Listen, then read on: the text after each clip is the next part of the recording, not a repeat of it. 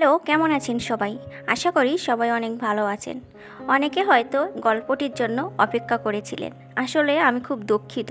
কিছু সমস্যার জন্য আমি গল্পগুলো কন্টিনিউ করতে পারছি না।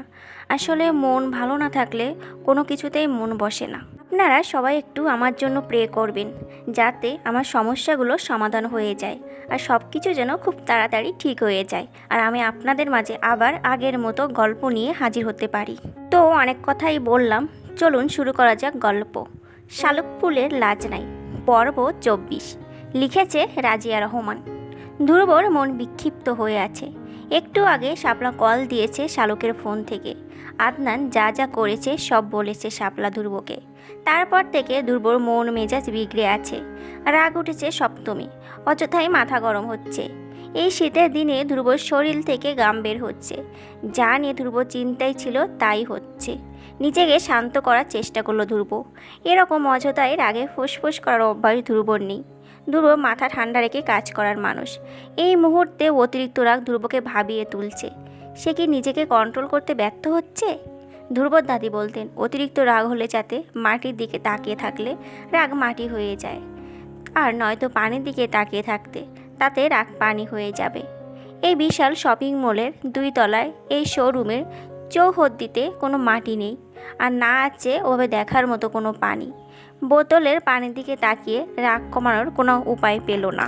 ফ্লোরে শুয়ে ধ্রুব 100 থেকে উল্টো দিকে কাউন্ট করতে শুরু করলো। 23-এ এসে ধ্রুব অনুভব করতে পারল তার রাগ কমেছে। তবুও খানিকটা মনকষ্ট রয়ে গেল। শালুক কেন তার কাছে এই ব্যাপারটা লুকিয়ে গেছে এই ভেবে বুঝতে পারল না ধ্রুব শালুকের এই ব্যাপারটা। শোরুম থেকে বের হয়ে ধ্রুব টিউশনিতে গেল। 2টা টিউশনি শেষ করে শেষ টিউশনিতে যাওয়ার সময় ধ্রুবর কেমন ইতস্ত বোধ হলো। এই টিউশনটা ধ্রুবর কাছে কেমন যেন লাগে। ইন্টার ফার্স্ট ইয়ারে পড়া একটা মেয়েকে পড়ায় ধ্রুব। ফিনান্স আর অ্যাকাউন্টিং, 2 সাবজেক্ট। সপ্তাহে 3 দিন ফিনান্স, 3 দিন অ্যাকাউন্টিং। মাসে 10,000 টাকা বেতন। কিন্তু ছাত্রীর আচার ব্যবহার কিছুদিন ধরে ধ্রুবর কাছে সুবিধাজনক লাগছে না। ধ্রুব বাসার বাইরে দাঁড়িয়ে বুক ভরে শ্বাস নিল। তারপরে মুখে অতিরিক্ত গাম্ভীর্য এনে বাসায় প্রবেশ করলো। তার ছাত্রী চেয়ারেই বসেছিল, যেন ধ্রুবর প্রতীক্ষা করছে বসে বসে। ধ্রুব বসতে বসতে আর চোখে তাকালো। মোটা করে চোখে কাজল দিয়েছে মেয়েটা। ঠোঁটে গাঢ় খয়েরি রঙের লিপস্টিক। কানে নীল দুল পরেছে, নীল জামার সাথে ম্যাচিং করে।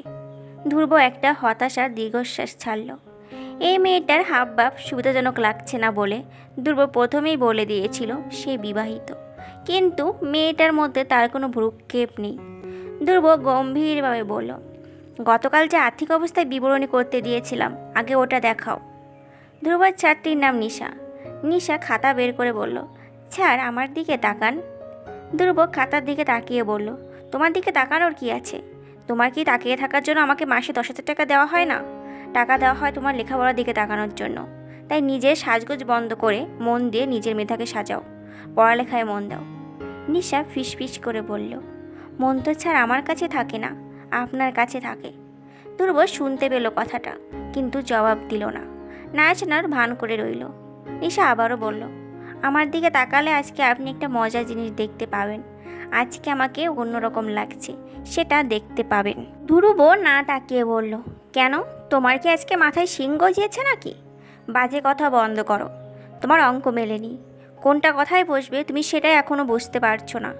আয় সব গুলিয়ে ফেলছো। নিশা করুণ সুরে বলল, আমার মাথাটাই তো গুলিয়ে গেছে স্যার, অঙ্ক মিলবে কীভাবে? ধ্রুব আবারও খাতায় আর্থিক অবস্থায় বিবরণীর ঘর তাকালো। তারপর নিশার দিকে খাতা এগিয়ে দিয়ে বলল, শুরু করো আবার। যে এন্ট্রি বুঝবে না আমাকে জিজ্ঞেস করবে। নিশা ধ্রুবর দিকে তাকিয়ে বলল, আগে এটা বুঝেন কিভাবে কারো মনে এন্ট্রি নেওয়া যায়। ধ্রুবর ভীষণ রাগ হলো। ধমকে বলল, ফাজলামি করতে বসেছো তুমি? আমাকে জোকার মনে হয় তোমার, নাকি তামাশা করতে ভালো লাগছে? নেক্সট টাইম যদি তোমার এরকম ব্যবহার দেখি, তবে আমি তোমার আম্মুকে বলে যাব আমার পক্ষে তোমাকে পড়ানো সম্ভব না, অন্য টিচার রাখতে। বেয়াদব স্টুডেন্ট আমার চাই না। নিশার কলিজায়ভাবে লাগলো ধ্রুবর এই কথাগুলো। ধ্রুব কেন বুঝতে পারছে না নিশা তাকে ভালোবাসে। শুধুমাত্র ধ্রুবর জন্য তো নিশা পড়ানোর টাইম হওয়ার আগেই টেবিলে এসে বসে থাকে, নিজেকে সাজিয়ে গুছিয়ে রাখে। আর ধ্রুব কিনা নিশার থেকে নিস্তার পেতে নিজেকে বিবাহিত বলে দাবি করেছে। নিশা ভেবে পায় না সে কি দেখতে এতই খারাপ। নিশাকে অঙ্ক করতে দিয়ে ধ্রুব শালুককে কল দিল। শালুক তখন বাংলা দ্বিতীয়পত্র বই নিয়ে বসেছে। ধ্রুবর কল পেয়ে অবাক হলো।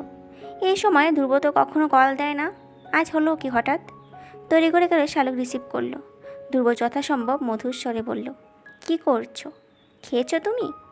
শালুক জবাব দিল, পড়া শেষ করে খাবো। তারপর জিজ্ঞেস করলো, এই সময় তো কল দেন না, আজকে হঠাৎ কি হলো? ধ্রুব নিশাকে শুনিয়ে শুনিয়ে বলল, এই সময় তো আমার বউটা আমার কাছে থাকতো বাসায়, তাই কল দিতাম না, কারণ বাসায় গেলে তোমাকে দেখবো। আজকে তো তুমি নেই, তাই খুব মিস করছিলাম, এই জন্য কল দিয়েছি। আজ তো বাসায় গেলে দেখবো বাসা ফাঁকা। শালুকের কেমন যেন ভালো লাগলো ধ্রুবর এই কথাগুলো, কেমন হৃদয় প্রশান্ত করে দিচ্ছিল। কল ডেকে দিল ধ্রুব। নিশা কান পেতে শুনল সবটা, তবুও ওর বিশ্বাস হলো না। নিশার মনে হলো এই সব ধ্রুবর প্ল্যান, কাউকে হয়তো আগেই বলে রেখেছিল, তাই নিশাকে সরানোর জন্য এরকম করছে ধ্রুব। চুপচাপ নিশা অঙ্ক করে গেল। ধ্রুবকে একটা এন্ট্রিও জিজ্ঞেস করলো না। অঙ্ক দেখতে গিয়ে ধ্রুব টের পেল নিশা ফুফিয়ে কাঁদছে। আর মজার ব্যাপার হলো অঙ্ক এবার ঠিকঠাক মিলে গেছে। ধ্রুব ভেবে পেল না নিশার এই কান্নার কারণ, তবে এইটুকু বুঝতে পারল এই টিউশনি ছেড়ে দিতে হবে খুব শীঘ্রই। এসব কেলেঙ্কারিতে ধ্রুব কিছুতেই জড়াতে চায় না, আর এই ষোড়শীকে বোঝানোর সাধ্য তার নেই। নিজের বউয়ের চিন্তা করবে নাকি অন্য মেয়েকে কী নেবে সে ভাববে। বাকি সময়ে ধ্রুব আরও দুটো অঙ্ক করালো। নিশা একটা কথাও বলল না ধ্রুবর সাথে। নিশা ভেবেছিল ধ্রুব একটাবার হলেও জিজ্ঞেস করবে নিশাকে কেন চুপ করে আছে, কিন্তু নিশার ভাবনা ভুল করে দিয়ে ধ্রুব প্রশ্নও করেনি। সময় শেষ হতেই ধ্রুব উঠে চলে গেল। পড়ার টেবিলেই নিশার কান্না ভেঙে পড়ল। নাকের জল চোখের জল একাকার হয়ে গেল নিশার। বাবা মায়ের একমাত্র আদরের মেয়ে নিশা, যা চেয়েছে তাই পেয়েছে। এই জন্য সব কিছুতেই জিতে যাওয়ার একটা মানসিকতা নিশার মধ্যে প্রবল। সব সময় আত্মীয় স্বজন কাজিনদের মধ্যে ফার্স্ট প্রায়োরিটি নিশার, কেননা নিশার বাবার অনেক টাকার মালিক, তার একমাত্র উত্তরাধিকারী নিশা। তার উপর নিশা বেশ সুন্দরী। সব দিক মিলিয়ে সবখানে নিশা দেখেছে সবাই তাকে খুব প্রাধান্য দেয়। কিন্তু এই একটা জায়গায় একজন মানুষের কাছে নিশা হেরে যাবে, তাকে নিশার ভাবনাতে ছিল কখনো? ক্লাস 7 থেকে বেশ কয়েকজন প্রাইভেট টিচার চেঞ্জ করেছে নিশা। পড়াতে পড়াতে সবাই নিশাকে ভালোবেসে ফেলত। এর থেকে নিশার মধ্যে এক ধরনের অহংকার বোধ জমেছে। সে ভেবেই নিল এরকমটাই হবে, কিন্তু ধ্রুবোধ অন্যদের চাইতে অন্যরকম হওয়ায় নিশার মনে জায়গা করে নিয়েছে। স্বপ্নের পুরুষ হিসেবে নিশা যেমন ব্যক্তিত্ব সম্পূর্ণ মানুষ, মেধাবী, শ্যামলা, লম্বা ছেলে পছন্দ করে, ধ্রুবর মধ্যে তার সবটাই আছে। নিশা কিছুতেই ধ্রুবর নেশা থেকে নিজেকে বের করে আনতে পারছে না। উল্টে ধ্রুবর এই কাঠখোট্টা ব্যবহারে নিশা আরও প্রেমে পড়ে যাচ্ছে, অথচ এই মানুষটা কিছুতেই বুঝতে চায় না ওকে।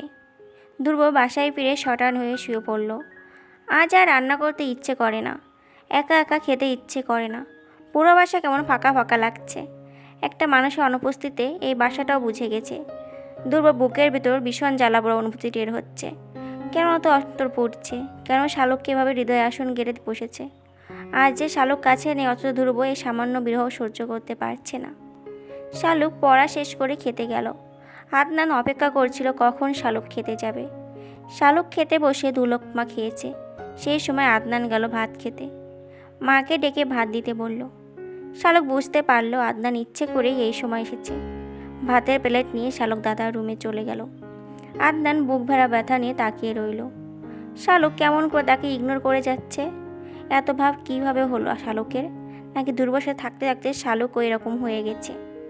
খাওয়ার পর দাদির রুমে বসে সবাই মিলে গল্পগুজব করছিল। রাতে শালুক ঠিক করলো আজকে নিজের রুমে ঘুমাবে। ধ্রুব কী কী রেখেছে ব্যাগে এসব দেখবে। রুমে গিয়ে শালুক ধ্রুবকে কল দিল। ধ্রুব ততক্ষণে ঘুমিয়ে পড়েছে। গতরাত জার্নি শেষ করে বাসায় এসে 2 ঘন্টাও ঘুমাতে পারিনি। বের হয়ে যেতে হয়েছিল জীবিকার তাগিদে।